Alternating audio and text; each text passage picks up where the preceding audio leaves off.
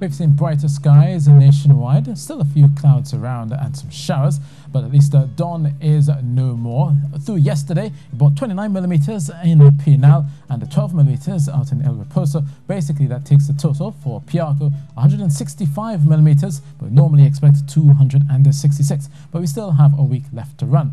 Now, we've had 2 tropical storms affecting Trinidad and Tobago, and the Met Service expects possibly up to 6. We normally will see more than likely more than 4 as we go through 2017. So still looking around the Trinidad and Tobago, still some pockets of moisture still lingering, and that will continue overnight, particularly for Trinidad and maybe for the first part of tomorrow. But there's still possibility of a few showers, especially along the southern areas of Trinidad. But here is the remains of dawn, just an area of low pressure, but it remains a significant rainmaker as it makes its way westward and impacting around Venezuela, Aruba, Bonaire, Curacao, and possibly up towards the northern coastline of Colombia.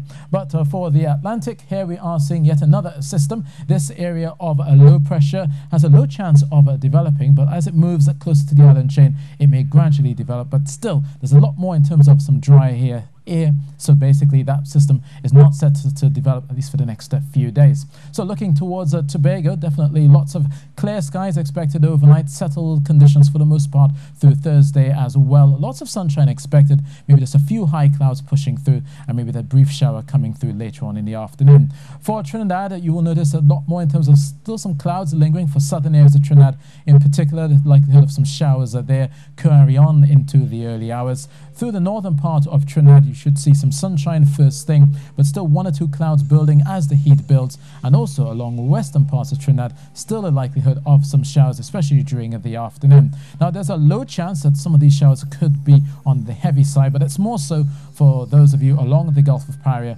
and down towards the southern Trinidad. Here, a bit more cloudiness and activity here will likely bring those showers. So, in terms of a night, cool night, 23 degrees Celsius in Trinidad, 34 would be a high tomorrow in Trinidad, 31 in Tobago. On Friday, still likelihood of getting some moisture there, but then once we get to Saturday and Sunday, conditions brighten up quite nicely. So it seems as though we should be seeing some sunny spells for the most part through Trinidad and Tobago by Sunday. For mariners as well as for sea bathers, there's only a slight chop as we go inshore, 1 to 1.5 meters, getting up to 2 meters further out in the Atlantic, and those moderate northeasterly swells continuing at 9 seconds.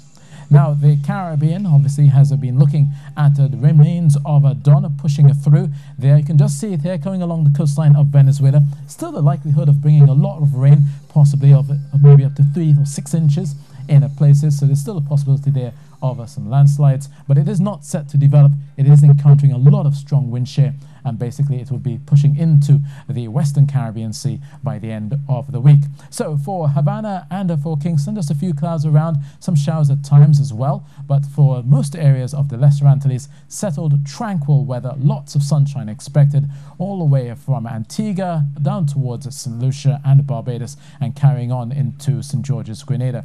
Only Georgetown will likely still see some showers, all courtesy of the ITCZ hanging around there. So that's your weather, and that's it from me.